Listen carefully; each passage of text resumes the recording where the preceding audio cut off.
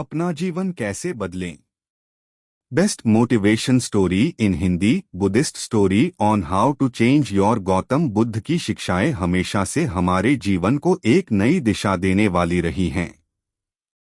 उनकी कहानियां न केवल हमें नैतिकता और सद्गुणों का महत्व बताती हैं, बल्कि वे हमें हमारे आंतरिक संघर्षों से भी उबरने की प्रेरणा देती हैं। यह कहानी हमें क्रोध पर नियंत्रण और शांति के महत्व को सिखाती है। कहानी का प्रारंभ। Best motivation story in Hindi. एक समय की बात है, गौतम बुद्ध अपने शिष्यों के साथ एक छोटे से गांव में पहुंचे। उस गांव में एक धनी व्यक्ति रहता था जिसका नाम धरणीधर था। धरणीधर अत्यंत अहंकारी और क्रोधी स्वभाव का व्यक्ति था।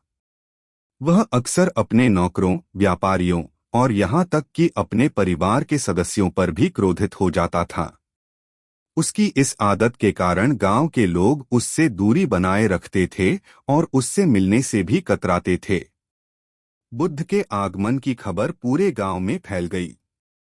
लोग बुद्ध के दर्शन के लिए उत्सुक थे और उनके उपदेश सुनने के लिए एकत्रित हुए। धरणीधर ने भी सुना कि बुद्ध गांव में आए हैं और उसने सोचा, यह साधु यहाँ क्यों आए हैं? ये लोग क्या कर सकते हैं? मेरे पास धन और शक्ति है। मुझे किसी साधु के उपदेशों की आवश्यकता नहीं। वह बुद्ध के प्रति द्वेष भाव रखता था और उन्हें नीचा दिखाने का मौका तलाश रहा था। धरणीधर का क्रोध। एक दिन जब बुद्ध गांव के चौपाल में बैठे उपदेश दे रहे थे, धरणीधर उनके पास पहुंचा। उसने क्रोधित स्वर में बुद्ध से कहा, तुम यहाँ क्या कर रहे हो? तुम्हारे जैसे साधु हमारे गांव में आकर हमारे समय और ध्यान को क्यों व्यर्थ कर रहे हैं? तुम केवल अपने उपदेशों से लोगों को भ्रमित करते हो। बुद्ध ने धरणीधर की बातें सुनी, लेकिन उनके चेहरे पर कोई क्रोध या नाराजगी नहीं आई। वे शांति से धरणीधर की ओर देखने लगे। बुद्ध के इस शांत स्वभाव को देखकर धरणीधर और भी क्रोधित हो गया।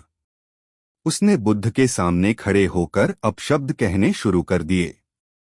वहां उपस्थित सभी लोग यह देखकर हैरान थे कि बुद्ध इतनी शांत और धैर्यपूर्ण स्थिति में हैं, जबकि धरणीधर लगातार उन्हें अपमानित कर रहा था। बुद्ध की प्रतिक्रिया। धरणीधर के अपशब्दों को सुनने के बाद बुद्ध मुस्कुराए और धीरज भरे स्वर में बोले, धरणीधर, यदि तुम किसी को एक उपहार देते हो और वह व्यक्ति उसे स्वीकार नहीं करता, तो वह उपहार किसका होता है? धरणीधर ने कुछ समझते हुए उत्तर दिया, यह तो सरल है। यदि कोई उपहार स्वीकार नहीं करता, तो वह उपहार मेरा ही रहता है। बुद्ध ने मुस्कुराते हुए कहा, ठीक वैसे ही धरणीधर, तुम अपने क्रोध और अपशब्दों का उपहार मुझे दे रहे हो, लेकिन मैं उन्हें स्वीकार नहीं कर रहा। वे तुम्हारे ही रहेंगे। जैसे उपहार देने पर वह वापस लौटता है, वैसे ही तुम्हारा क्रोध भी तुम्हारे पास ही रहेगा। धरणीधर का परिवर्तन। बुद्ध के इन शब्दों ने धरणीधर के हृदय को गहरे तक छू लिया। उसे पहली बार अपने क्रोध और अहंकार का वास्तविक रूप समझ में आया। उसने महसूस किया कि उसका क्रोध और द्वेष केवल उसे ही नुकसान पहुंचा रहे हैं। धरणीधर की आंखों में आंसू आ गए और उसने बुद्ध के चरणों में गिरकर माफी मांगी। धरणीधर ने कहा, भगवान, मैं अब समझ गया हूं कि क्रोध मेरे मन को और जीवन को दूषित कर रहा था। आपने मुझे दिखाया कि क्रोध पर नियंत्रण कितना महत्वपूर्ण है। कृपया मुझे मार्ग दिखाए जिससे मैं शांति और धैर्य का जीवन जी सकूं। बुद्ध ने धरणीधर को उठाया और प्रेमपूर्वक उसके सिर पर हाथ रखा। उन्होंने कहा, धरणीधर, धरणीधर, क्रोध को मिटाने का सबसे अच्छा उपाय है प्रेम और करुणा का विकास। जब हम अपने भीतर करुणा और प्रेम के भाव को जगाते हैं, तो क्रोध स्वतः ही समाप्त हो जाता है। ध्यान, साधना और सद्गुणों का पालन तुम्हें शांति की ओर ले जाएगा। धरणीधर का नया जीवन।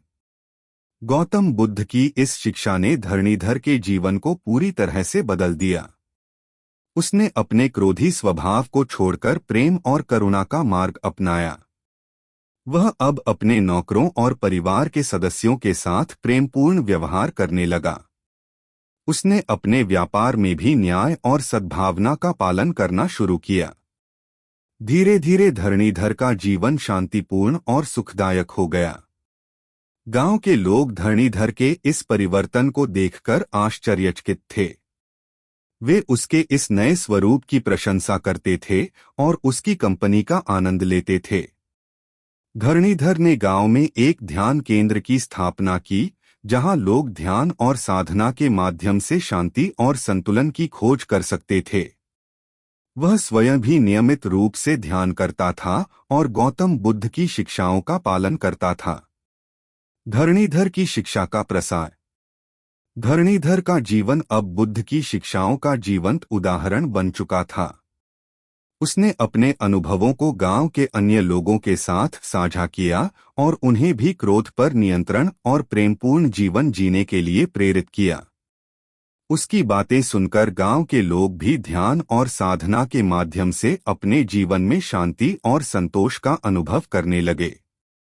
गौतम बुद्ध ने धरणीधर के इस परिवर्तन को देखा और उन्होंने उसे आशीर्वाद दिया। उन्होंने अपने शिष्यों को बताया, देखो, क्रोध और अहंकार से मुक्ति पाने का मार्ग प्रेम और करुणा ही है। जब हम अपने भीतर शांति और संतुलन की भावना को जगाते हैं, तब हम वास्तविक आनंद और सुख का अनुभव कर सकते हैं। निष्कर्ष। Best motivation story in Hindi. Gautam Buddha की इस प्रेरणादायक कहानी से हमें यह सीखने को मिलता है कि क्रोध पर नियंत्रण और प्रेम का विकास हमारे जीवन को सुखद और शांतिपूर्ण बना सकता है। क्रोध केवल नकारात्मकता और दुख लाता है, जबकि प्रेम और करुणा हमारे जीवन में सुख, शांति और संतोष का विकास करते हैं। हमें अपने जीवन में बुद्ध की शिक्षाओं को अपनाकर क्रोध से मुक्त होकर प्रेमपूर्ण जीवन जीने का प्रयास करना चाहिए। समाप्ति। Best motivation story.